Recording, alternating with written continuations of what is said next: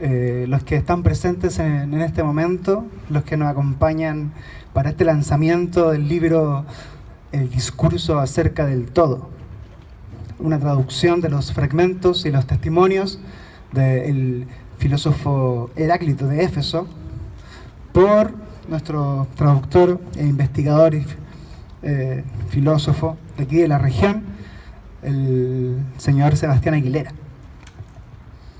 En nombre de Nadar Ediciones les damos la bienvenida, también en nombre de la gente que aquí me acompaña, quienes participan de este mundo de exploración de la espiritualidad antigua. El profesor aquí presente, Héctor García Cataldo, doctor en filosofía, profesor de la Universidad Católica de Valparaíso, de la Universidad de Playa Ancha y también de la Universidad de Chile.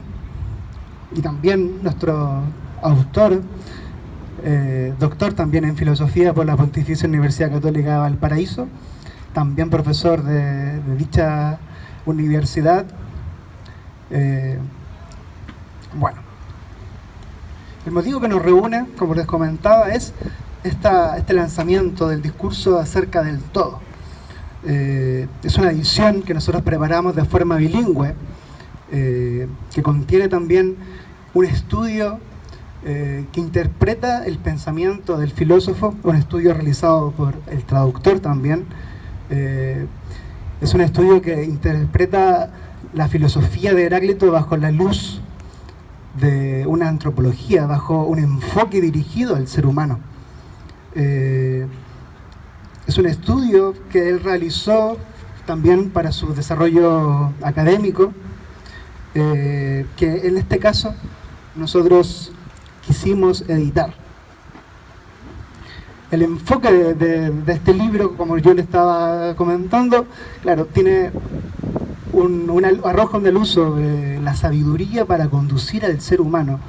Es un enfoque que permite, que apunta a una comprensión del universo, una comprensión para reconocer los principios que conforman un universo a través de la filosofía de Heráclito, pero por sobre todo es una exhortación para aprender a vivir conforme a esos principios.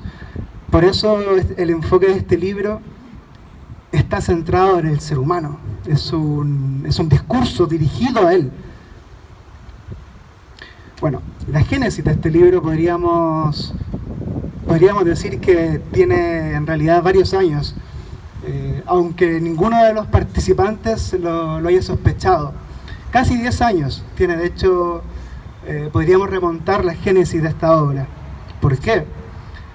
Bueno, aquí nuestro traductor y autor, señor Sebastián Aguilera, junto al profesor Héctor García Cataldo, docentes de la Pontificia Universidad Católica de Valparaíso, ellos nos recibieron hace casi 10 años a gente que trabaja ahora en Nadar Ediciones como estudiantes de ese instituto. Y claro, aunque no supiéramos cuáles iban a ser los caminos que nos llevarían a este encuentro, uno podría remontar el origen de este libro quizás desde esa época. El interés se ha conservado, hemos mantenido y acrecentado nuestras intenciones por querer difundir el pensamiento antiguo, pero por sobre todo hemos querido iniciar esta nueva edición sobre el pensamiento del mundo antiguo para la colección Horizontes de Sentido. Es una colección dedicada al pensamiento filosófico crítico que nosotros desarrollamos y consideramos, claro, con una pertinencia total, incluir en esa colección a este libro, precisamente por este enfoque que el autor le entregó como un enfoque crítico para la conducción de la vida humana en función de los principios filosóficos que Heráclito elucidó. Siguiendo esta corriente espiritual griega, nosotros también queremos, como el autor y el profesor, seguir bajo el soplo cálido del viento de la Hélade. Y esta es una oportunidad precisa para darle continuidad a ese soplo. Ahora, bueno, el propósito que nosotros tenemos para publicar este libro, como estaba comentándoles, también tiene que ver con un propio contexto particular que nosotros podemos percibir en nuestra sociedad y que no está tan alejado de las visiones, de las críticas, de las exhortaciones que el filósofo Heráclito de Éfeso, que vivió hace casi 2500 años en lo que es la actual Turquía, las costas del Asia Menor. No es tan distinto al contexto espiritual a lo mejor que él criticaba al que nosotros podemos criticar. Todavía vivimos en un sopor espiritual que el filósofo permanentemente busca despertar por medio de sus sentencias, por medio de su filosofía sentenciosa. El libro contiene 4 partes bien definidas. Una de ellas es un comentario formal a cómo debe leerse, a cómo uno puede introducirse en su lectura. La segunda parte de ella es la traducción de los fragmentos que vienen en un formato que conserva el texto original y también vierte bajo él la traducción realizada aquí por el señor Sebastián. Bueno, la otra parte es este estudio que le da una sustancia bastante luminosa a este libro y que a lo mejor desarraiga esas sombras que se le imponen a este filósofo, que como todos sabemos se le perfila como el oscuro. Y la cuarta parte del libro, bueno, es un glosario que ayuda para profundizar en la terminología filosófica, no solamente de Heráclito, sino también de una terminología general de los filósofos griegos antiguos. Ahora yo les quisiera invitar a escuchar las palabras del profesor Héctor García, quien nos va a comentar el libro, nos va a enseñar algunas cosas sobre él, su interpretación sobre él, para después darle la palabra a nuestro autor. Así que, por favor, señor profesor García. Bien, gracias por la oportunidad también de poder comentar el trabajo de Sebastián, y me voy a eximir de los comentarios formales que ya lo ha comentado Carlos. Me voy a remitir a entregar algunos datos, digamos, necesarios para que se pueda entender de mejor manera lo que significa un trabajo de esta naturaleza en el medio de nuestra cultura, digamos, regional, nacional e incluso para que tengamos una valoración respecto de lo que significa este trabajo en el contexto no solo nacional, sino que latinoamericano, incluso a nivel mundial. Lo que voy a hacer entonces va a entregar una información respecto de la dinámica que siguió en este caso Sebastián, y luego entraré propiamente a los detalles del libro. Lo primero que debo advertir antes de comenzar a hablar propiamente del libro es que conozco muy de cerca a su autor y que por tanto podría perder objetividad en su apreciación. No obstante, espero que ello ocurra en la menor medida posible.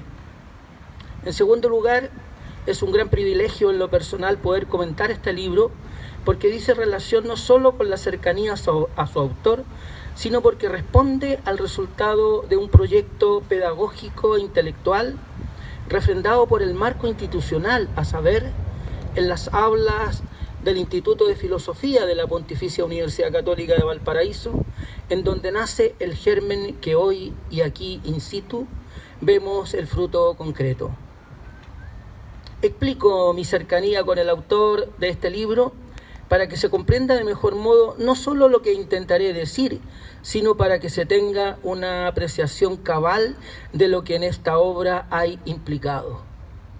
Sebastián Aguilera ingresó al pregrado en Filosofía en la Pontificia Universidad Católica de Valparaíso el año 2005.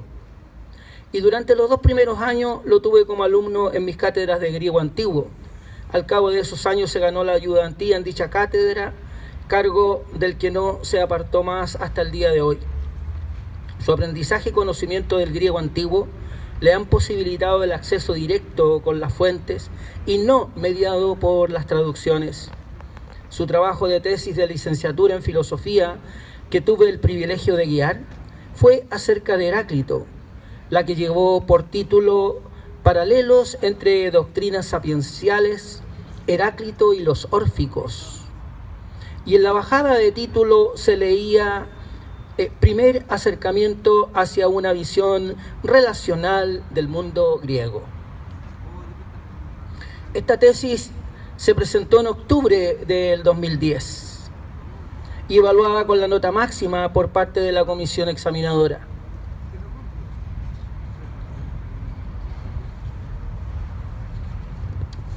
En este trabajo ya se vislumbraba la preocupación del autor por la cuestión no propiamente metafísica de Heráclito, sin excluirla, sino más bien por la antropológica y en el marco de conjunto del devenir de la cultura helena.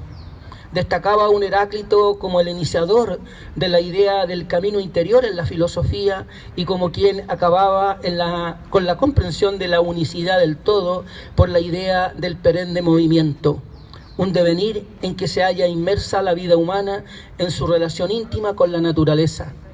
La armonía entre lo divino y lo humano como comunión, no mediada entre el hombre y la natura divina. Se trata de la perfecta unión con el todo. Entre las varias preguntas que se formulaba en las conclusiones estaba ciertamente la del logos. Si es este logos la articulación real de lo real, del todo, o bien una representación más de las muchas cosmovisiones de la historia.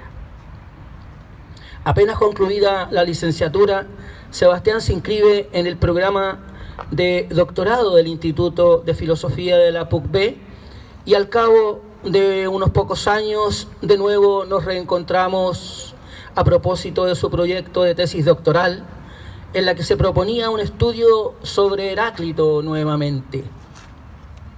El resultado se plasmó en su tesis definitiva que tituló Logos Peritu Pantos y a la que ahora en su bajada de título señalaba Estudio del pensamiento heraclíteo y del logos en su sistema filosófico. Distinguida por la comisión examinadora con nota máxima y loables comentarios unánimes. Sirvan estas breves notas para que el oyente o el lector sepa objetivamente que está frente a un trabajo que no es producto del mero apresuramiento por conquistar un grado más, sino que se trata de un trabajo sistemático que ha ido madurando casi a lo largo de una década, producto de la convicción y, por qué no decirlo también, producto de la pasión honesta por la actividad filosófica y la admiración por lo que creó el mundo heleno.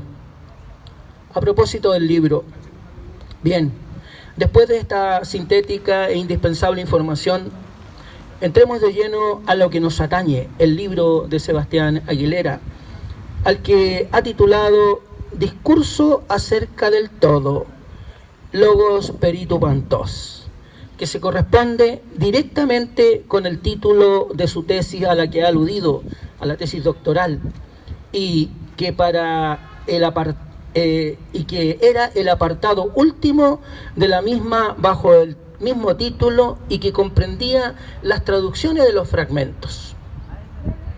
En esta obra, lo que nos presenta el autor son sus traducciones de los fragmentos, los que comprenden un total de 43 páginas bilingües, precedidos de una nota acerca de la traducción. Siguen a esto su ensayo bajo el título de Heráclito y el despertar de la sabiduría, título muy de bajo perfil, podríamos decir, y engañador, pues es de una extensión y profundidad temática mucho más significativa. Nos referiremos a continuación a algunos temas centrales de su desarrollo. En este ensayo el autor nos va a hablar a través de unas observaciones preliminares de la desafiante y controversial figura de Heráclito, pero sobre todo de la tesis que sustenta el libro, esto es, de que Heráclito habría escrito un libro y cuyo tema central habría sido el del logos. Se trata de una palabra central en el pensamiento heleno, cuyo campo semántico es de una amplitud que difícilmente podríamos dar cuenta aquí. No obstante, descartar que en el pensamiento de Heráclito abarca los diferentes ámbitos de la realidad, el físico como el humano, escuetamente hablando. Es el logos, por tanto, según Aguilera, el elemento fundamental de la realidad, del todo, podríamos añadir nosotros. Está en los fundamentos de todo devenir, incluyendo nuestro devenir humano, naturalmente. De aquí entonces que se pueda barruntar la preceptiva heraclítea en orden a vivir conforme al logos, que resonará tan fuertemente en el pensamiento estoico de siglos posteriores. A partir de estas simples premisas, en primer lugar, nos queda perfectamente claro el porqué del título dado al libro Logos Peri Tupantos, discurso acerca del todo, y al mismo tiempo el autor nos deja claro que la perspectiva que nos ha querido mostrar en esta ocasión es eminentemente antropológica en su sentido más general, como parte fundamental del pensamiento del Efesio. En un riguroso orden lógico, analiza lo que llama materiales para una antropología de Heráclito, destacando que la visión acerca del hombre en Heráclito hay que ponerla en relación con algo mayor, que es el marco cósmico, determinado por su concepción del fuego en el devenir de la realidad. En definitiva, quiere destacar la vinculación que esta antropología heraclítea tiene con la realidad práctica y con ello la invitación del filósofo de Éfeso a comprender el modo de dirigir nuestras vidas, destacando con ello rasgos éticos y políticos de la filosofía de Heráclito. Por ello nos dice Aguilera, comillas, no basta comprender el principio que articula el devenir, el logos, si no tiene esto una coherencia en el obrar del hombre. No es posible una filosofía para Heráclito donde el elemento teórico esté disociado del práctico. Cierra comillas. Ecos de esta coherencia en el obrar encontraremos ampliamente en la política y la ética aristotélica de la eupraxia. En el marco general de esta antropología heraclítea, las referencias al ámbito del hombre apuntan directamente a distinguir el desarrollo del entendimiento, la comprensión, la inteligencia, la sensatez, la sabiduría y el conocimiento, que probablemente Heráclito extrema toda vez que el método lo aplica consigo mismo, destacado en un capítulo bajo la rúbrica de comillas, he tratado de entenderme a mí mismo, cierra comillas. En griego, un escueto fragmento de apenas 2 palabras, edisesamen emeouton, conocimiento de sí, que Aguilera lo propone como el punto inicial de la filosofía del Efesio y de la cual emanaría la vocación instruccional o educadora, lo cual hablaría en contra de la actitud misantrópica injustificada que se habría atribuido a Heráclito. Su meta habría sido educar al ser humano, despertarlo a la sabiduría en función de llegar a conocer lo que las cosas son, la realidad que nos rodea. no como pura erudición per se, sino en vistas de enseñar a los otros lo que podríamos llamar la transmisión del conocimiento. Aquí, por parte de Heráclito, todo un juego de lenguaje metafórico cuando se refiere a los despertados durmientes por medio del logos, es decir, a aquellos que escuchan y comprenden al logos. Con esta misma lógica que caracteriza todo este trabajo, Aguilera aborda el aspecto práctico del pensamiento de Heráclito. ¿Cuál es ese ámbito práctico más en específico de la sabiduría? El análisis de los principales fragmentos vinculantes le lleva a sostener que este ámbito práctico está dado por la relación que se establece entre el pensar y el obrar. Refiere al modo cómo incorporamos los datos que nos suministran los sentidos en nuestro conocimiento y hacemos con ellos, bien interpretados, material enriquecedor para nuestra experiencia. Este aspecto práctico, en definitiva, lo remarca Heráclito en su fórmula gnómica sintética, comillas, vivir conforme al logos. Hacerle caso positivamente, podríamos arguir nosotros, es estar siempre atentos, despiertos y abiertos a la comprensión y al conocimiento. Aguilera ha ido más lejos aún, puesto que el logos es el fundamento de todo, de la realidad. Dice también que es objeto del conocimiento. ¿Qué se quiere decir con este genitivo subjetivo del conocimiento? Quiere decir a su vez que este logos es objeto que se debe conocer y que por esta vía de su conocimiento, este logos es a su vez factor determinante para el conocimiento del mundo que nos rodea. Por tanto, la vida de nosotros, los seres humanos, debemos orientarnos hacia ese conocimiento. La función central de este logos es, por consiguiente, prescriptiva, paidéutica, si se quiere, tanto desde su dimensión ontológica como antropológica. Esto es, enseña al hombre cómo se debe andar por el mundo, el modo de vivir. Apertura al conocimiento, ergo salir de la ignorancia, que dejemos de ser unos idiotas, etimológicamente hablando, esto es, encerrados en nuestro particularismo, individualismo, lo que el filósofo greco-francés ha llamado en nuestro tiempo la privatización del individuo para llegar a la conciencia que pertenecemos a la comunidad del todo, al marco cósmico. Es el paso que distinguiría al hombre Aristos, excelente Heraclíteo, el que será capaz de hacer una sana política pensando en el orden práctico, porque es también este logos el que fundamenta el carácter político del hombre y en la medida que éste lo toma como objeto de conocimiento, accede a la vía de vivir según el logos. El ensayo de Aguilera se cierra con lo que denomina el aporte de Heráclito en torno a la filosofía del hombre, en el que valora el aporte antropológico del filósofo, destacando que el logos implica una concepción del ser humano determinada y resalta rasgos explicitados en el corpus de su trabajo, revelando que Heráclito no es un profeta, porque no defiende ni postula una verdad revelada, sino que hace filosofía, pues trata de explicar las ideas centrales del mundo real.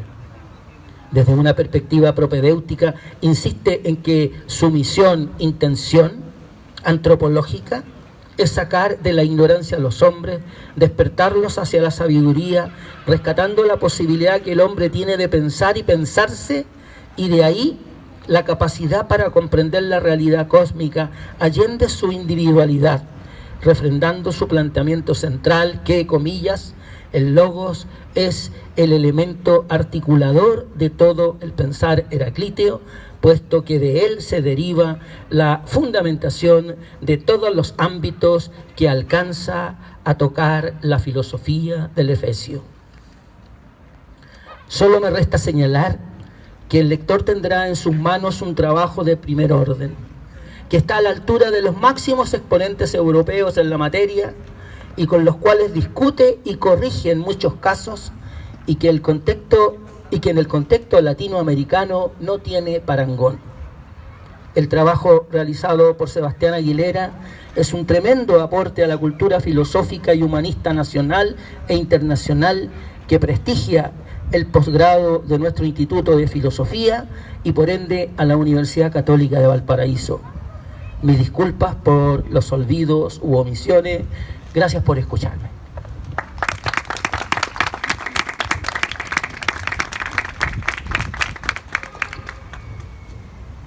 Agradecemos profundamente las palabras que dedicó el profesor García. Ahora queremos invitar a que nos comente su experiencia con esta traducción, con esta obra, con la propia filosofía de Heráclito, de que nuestro autor ha estado inmerso ya durante bastante tiempo. Así que ahora dejaremos para que se explaye en su propia visión y sus propias interpretaciones de esto. Adelante, Sebastián. Bien, bueno, después de estas palabras quisiera ahondar en primer lugar en algunos aspectos de lo que dijo el profesor Héctor en torno al contenido propiamente tal del libro, de la filosofía de Heráclito y de por qué resulta interesante, ¿cierto? Porque en este sentido hay que decir varias cosas como preliminares en torno a este pensador, o incluso podríamos decir al texto que van a tener en sus manos, ¿cierto? Y es que en primer lugar podríamos resaltar así a nivel práctico, podríamos decirlo así, o a nivel cotidiano, el ejercicio de la traducción del texto, que me llevó un tiempo determinado, ¿cierto? Y que siempre se está repensando o reflexionando, es un ejercicio que implica cierto riesgo, porque en un sentido, para que ustedes lo sepan, la lengua de Heráclito y la nuestra tiene una distancia de miles de años, ¿cierto? Concretamente podríamos estar hablando de 2500, 2600 años, en donde no hay un contacto, podríamos decirlo así, directo entre la lengua que habló y en la cual escribió Heráclito y nuestra lengua, que es el español, ¿cierto? En este sentido, tratar de hacer como viaje en el tiempo, podríamos decirlo así, para situarse en el contexto en donde el autor escribió, pensó, reflexionó en torno a todas estas cosas que van a aparecer y que aparecen, que mencionó Héctor, etcétera, es un desafío y naturalmente no es algo que se pueda cerrar de inmediato. O sea, una traducción, una nueva traducción, todas las traducciones que hay disponibles de Heráclito en todos los idiomas, tienen cosas que no cierran ninguna interpretación, ningún tema, etc. Y eso pasa naturalmente no solo con Heráclito, sino que con cualquier presocrático o incluso con Platón y con Aristóteles mismo, ¿cierto? De los cuales hemos recibido muchos más textos que de Heráclito. Y es un ejercicio propio o una dificultad propia de este ejercicio de traducir. Por lo tanto, la traducción que presento, la traducción a la cual he llegado, siempre está sujeta a modificaciones y además es una propuesta de interpretación. ¿Por qué? Porque en cierto sentido no nos queda de otra que interpretar los textos antiguos según nuestro propio contexto, nuestra propia experiencia, nuestra propia visión, nuestra propia sabiduría, ¿cierto? Y eso hay que decirlo, porque obviamente uno no puede acercarse a un texto de filosofía antigua pensando que iba a encontrar toda la respuesta en torno al autor. Por eso este texto también se plantea, el libro que he escrito, se plantea como una invitación a hacerse cargo de ciertos temas, a interesarse por la filosofía antigua en general, Heráclito en particular, a propósito o partiendo desde ahí, desde este supuesto que es lo que se está leyendo o cualquier cosa que se pueda leer sobre el mundo antiguo, una interpretación. ¿Y qué significa eso? Eso nos pone en la situación de que nosotros también debemos hacernos cargo, por lo tanto, de interpretar, de repensar, de reflexionar en torno a estos temas que otros autores, yo en este caso, cualquier otro que haya escrito sobre los filósofos antiguos, ha hecho, ¿ya? Eso en primer lugar. En segundo lugar, quisiera destacar ciertos puntos que Héctor ha mencionado en torno a esta lectura, podríamos decirlo así, antropológica de Heráclito. Y que se enmarca, como bien lo ha destacado, bien lo ha podido interpretar de mi lectura de Heráclito, se enmarca dentro de un contexto que es el mundo. Y por eso hablamos de un marco cósmico, por así decirlo. La filosofía de Heráclito, creo yo, se articula en estos conceptos principales. En primer lugar, el concepto de logos relacionado con el concepto de cosmos, siendo el logos aquello que, podríamos decirlo así, posibilita, que ha recibido muchos nombres a lo largo de la filosofía, pero que posibilita la existencia o el ser, podríamos decirlo así, de todo lo que hay. Y en este sentido, lo que a mí me interesa de Heráclito, o lo que yo veo de particular en él, es que a partir de la comprensión, o a partir de esta visión del sujeto, de la persona, como algo, como parte, podríamos decirlo así, de este cosmos, es que nosotros no podemos estar ajenos, por ejemplo, a las cosas que pasan a nuestro alrededor. No podemos estar ajenos, por ejemplo, y eso en todo nivel, no solamente a nivel político, que Heráclito también lo presenta, no solo a nivel cultural, que también Heráclito lo presenta con todo lo que dice y sus críticas a los pensadores, poetas, filósofos anteriores, sino que también la relación que tenemos, por ejemplo, con el conocimiento. Cómo conocemos, cuándo aprendemos, cómo sabemos, cómo nos damos cuenta que las cosas que sabemos son ciertas o no, qué necesitamos, ¿cierto?, para comprender profundamente una situación, el mundo, un tema, etc. Y también podríamos agregar la relación que puede existir y que existe de hecho entre las distintas personas. Eso también lo toca Heráclito. ¿Y por qué? Porque Heráclito considera que todo, los seres humanos, las cosas animadas, inanimadas, el universo en general, está unido por algo. Heráclito nos lo explica, naturalmente. Pensemos que Heráclito es un filósofo antiguo, un presocrático, que para quienes no lo sepan, nos ha llegado su filosofía a través de solamente fragmentos que han citado autores posteriores. Ni siquiera lo que dice Heráclito es algo que haya escrito él y que tengamos de primera mano. Imagínense la cantidad de años que hay hacia atrás y es imposible, ¿cierto?, que tengamos algo de primera mano. Por lo tanto, esto hace o propone, ¿cierto?, esta otra dificultad, ¿ya? Esta idea entonces de relacionar el todo y de que todo sea una especie de unidad es la que propone Heráclito en relación al ser humano.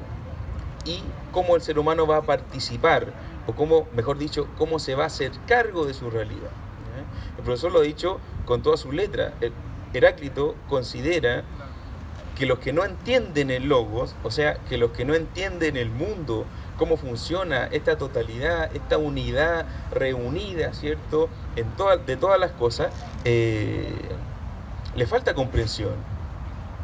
Son, podríamos decirlo así, Heráclito lo llama de una manera muy despectiva, son axínetos, que en griego significa falto de inteligencia, falto de nous, ¿cierto?, falto de xínesis, falto de conciencia. Entonces, en este sentido, para Heráclito, y por eso se considera que Heráclito tiene estos rasgos misántropos, podríamos decirlo así, y que en verdad desprecia a la multitud, es justamente por esto, porque él llama estúpidos, tontos, que tienen un pensamiento particular, necios, sordos, etc., a aquellas personas que no son capaces de entender o de comprender cómo funciona el mundo. Evidentemente, Heráclito siente para sí que él tiene o posee esta verdad, ¿no?, y que es la que va a explicar, la que va a demostrar, la que está presentando. Obviamente uno puede estar de acuerdo o no con ello, ¿cierto? Pero aquí lo interesante no es que Heráclito tenga razón o no, sino que aquello que Heráclito nos está proponiendo, ¿cierto? Esa idea central de que todo está interconectado o todo está interrelacionado, nos pone en una situación distinta del individualismo y nos sitúa dentro de una comunidad, ¿ya? Y esta comunidad interdependiente, naturalmente, no nos puede pasar desapercibida, sino que exige de nosotros compromisos, exige de nosotros compromisos sociales, compromisos políticos, compromisos epistemológicos, compromisos de todo orden. ¿Por qué? Porque yo no soy solo, Ninguno de ellos es solo. Yo no podría estar aquí sin ninguna de estas personas, ni ustedes, etcétera, ¿cierto? Eso es algo que es evidente. Esta idea, ¿cierto?, o esta comprensión de la totalidad, el profesor lo ha remarcado y ha dado justo en el clavo y ha sabido intuir, ¿cierto?, este devenir en mi estudio acerca de Heráclito desde que comencé a estudiar Heráclito. Y es que justamente el punto de partida para acercarse a esta comprensión de la totalidad no es, en primer lugar, ver la totalidad hacia afuera, sino que lo que hay que hacer en primer lugar es, como dice el fragmento que el profesor citó, el fragmento 101, tratar de buscarse, tratar de entenderse a uno mismo. Ese es el punto de partida, creo yo, de la filosofía de Heráclito. Desde ahí, naturalmente, Heráclito se da cuenta, y lo muestra en otro de sus fragmentos, que es el número 45, se da cuenta de que el alma del ser humano tiene un logos. Y además dice, tiene un logos profundo. Para que ustedes sepan, el profesor lo dijo de pasada, logos en griego tiene múltiples significados. Tiene una polisemia enorme. Y dentro de esa polisemia podemos encontrar acepciones o significados como, por ejemplo, palabra, razonamiento, discurso, principio, fundamento, argumento, etc. Cuenta, cuento, etc. Proporción también, ¿cierto? Entonces, en este sentido, la dificultad de traducir, por ejemplo, la palabra logos dentro de la filosofía de Heráclito es enorme, ¿cierto? Por eso yo, podríamos decirlo así, con mis razones, naturalmente, la he dejado así tal cual, ¿cierto? Cada vez que Heráclito dice logos, yo digo logos. ¿Para qué? Para que se resuene esta idea, para que se vea la amplitud o la densidad, ¿cierto?, que tiene ese término. Esta palabra, ¿cierto?, esta palabra logos, Heráclito, o este concepto, podríamos decir, o esta idea, o este principio, o este elemento, como les iba diciendo, Heráclito lo encuentra en el alma del hombre. En el fragmento 45, Heráclito dice que por más que uno vaya caminando, por más que uno camine por los senderos del alma, podríamos decirlo así, nunca va a encontrar sus límites, aunque camine todos los caminos, dice. ¿Por qué? Porque tiene un logos profundo. Pero eso no es todo, ¿cierto? En el fragmento número 1, Heráclito nos dice que hay un logos que existe,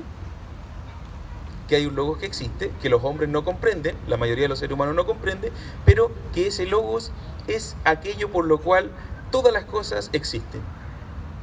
Aquello por lo cual todas las cosas existen. Entonces la relación que hay ahí, que veo yo ahí, ¿cierto?, entre este fragmento 1 que nos dice que el logos existe y hace que todas las cosas sean lo que son, y además que nuestra alma tiene un logos profundo, es el acontecimiento o el descubrimiento por parte de Heráclito de la comunidad o de la interdependencia del hombre con todo lo demás. Y eso surge, pienso yo, solamente a partir de esta idea de encontrarse o de buscarse a sí mismo. Esta idea también, o esta comprensión, la podemos encontrar o se puede dar no simplemente como una especie de iluminación.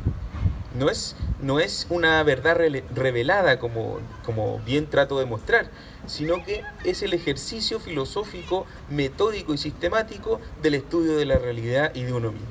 ¿Por qué? ¿Por qué digo esto? Porque en el mismo fragmento 1, Heráclito dice, estos sujetos, la mayoría de los seres humanos, no comprenden lo que estoy diciendo. En verdad no comprenden el logos que articula todas las cosas o que hace que todas las cosas sean. Incluso, dice Heráclito, estos sujetos no son capaces de entender, la mayoría de los hombres, no son capaces de entender el logos aun cuando lo tienen delante de sí, aun cuando experimentan continuamente con él. ¿Ya? Incluso no son capaces de entenderlo escuchándome a mí, que yo lo entiendo naturalmente, y que para entenderlo he tenido que hacer un ejercicio de distinguir cada cosa según su propia naturaleza, distinguir y ordenar, separar, ¿cierto?, cada cosa según su naturaleza y decir cómo es, o dar a conocer cómo es. Este método, que podríamos llamar un método filosófico, sistemático, es lo que le da el carácter de filosofía al pensamiento de Heráclito. Y se aleja de todas las concepciones que piensan que Heráclito es un profeta, que las hay, ¿cierto?, o que piensan que Heráclito, por ejemplo, solamente la filosofía de Heráclito es solamente un conjunto de sentencias de naturaleza oral, ¿cierto? Que están tiradas por ahí en algún lugar y que algún discípulo interesado en lo que dijo Heráclito se puso a escribir. No, Heráclito tiene un pensamiento sistemático a partir de esta noción de logos que viene a partir del descubrimiento y la interpretación y la reflexión en torno a lo real, y que por lo tanto se plasma en todas las relaciones que pueden encontrarse entre los fragmentos. De este modo, ¿cierto?, podemos decir que la filosofía de Heráclito y el que se presenta acá tiene mucha tela que cortar, ¿cierto? Podríamos estar un montón de rato hablando acerca de esto. Yo no sé si me he pasado en el tiempo, pero ya quisiera ir cerrando un poquito esto, porque pienso que he dicho ya lo esencial que considero acerca de la filosofía de Heráclito. Este trabajo, ¿cierto?, este libro, este texto que intenta introducir al lector dentro de la filosofía de Heráclito, tiene estas partes que ya se han mencionado, ¿cierto? En primer lugar, la traducción, y antes de eso una especie de preludio, una especie de preámbulo en torno a la traducción y a lo que les decía al principio, esta dificultad que hay en traducir un texto como el de Heráclito, seguida de un estudio que está enfocado principalmente al desentrañamiento de una filosofía del hombre de Heráclito, que ahí yo trato de dejarlo en claro, ¿cierto?, que no está desfasada y que no puede entenderse aislada de una filosofía o una metafísica heráclita, ¿no? No puede, como lo dije hace un momento, no podemos entender al ser humano si es que también no nos acercamos a una comprensión de la realidad en su totalidad, ¿no? Y después, en este glosario, aparecen ciertos conceptos clave de Heráclito y que ayudan naturalmente al lector que no es especialista en el tema y que facilitan naturalmente la comprensión. Para la lectura del texto yo recomiendo, en primer lugar, leer los fragmentos, ¿no? Eso es lo primero. No el estudio lo pueden dejar para después, para intentar comprender o dar luz sobre los fragmentos. Pero lo primero es, y lo interesante creo yo, es ver no lo que dice concretamente Heráclito o lo que en verdad haya dicho. Esas cosas son anexas, ¿no? A nosotros nos interesa, y a mí me interesa, que podamos leer a Heráclito y ver qué cosa nos dice a nosotros, ¿cierto? ¿Qué cosa nos está diciendo?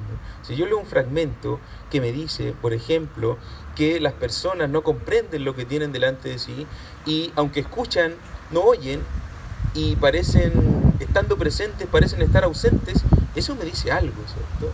Eso me dice algo. Me pregunto, ¿qué estoy haciendo? ¿Dónde estoy? Soy de aquellas personas que están ausentes aún estando ahí presentes, ¿cierto? Soy de aquellas personas que parecen sordas aún poniendo oídos, ¿cierto? O en verdad soy de aquellas personas que van por esta línea de sistematizar, de comprender, de reflexionar la realidad, de buscarse a sí mismo, de tratar de obtener o ejercer esta idea del pensamiento, o del pensamiento racional, o del pensamiento prudente, etc. Por lo tanto, cada uno de los fragmentos, yo diría, hay fragmentos que tienen más enjundia y otros que tienen menos enjundia, hay que decirlo, ¿cierto? Hay un fragmento, me parece que es el 4 o el 6, ¿cierto?, que dice que el sol es del ancho de un pie humano. Quizás ese fragmento no nos va a decir mucho, ¿cierto?, pero la inmensa mayoría de los otros fragmentos, sí.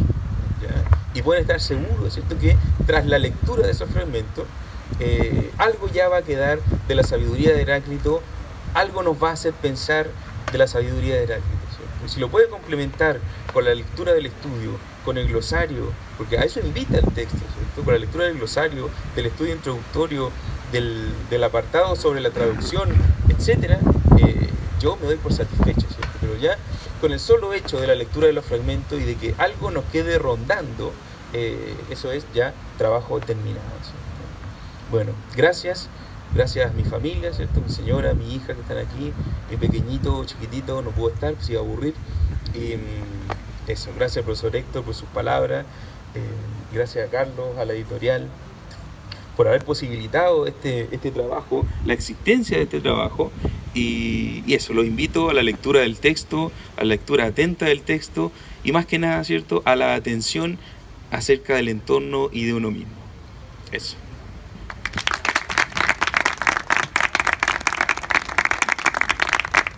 Muchas gracias por su participación. Damos el agradecimiento nuevamente aquí a los profesores que nos han acompañado. Para nosotros es un honor que estén junto a nosotros. Y ahora los invitamos a que quieran acercarse al stand de la editorial de Nadar Ediciones para que puedan acercarse a la sabiduría heraclitea bajo este libro. El libro está ahí a disposición del público a 16.000 pesos para que puedan acercarse. Muchas gracias y eso sería todo.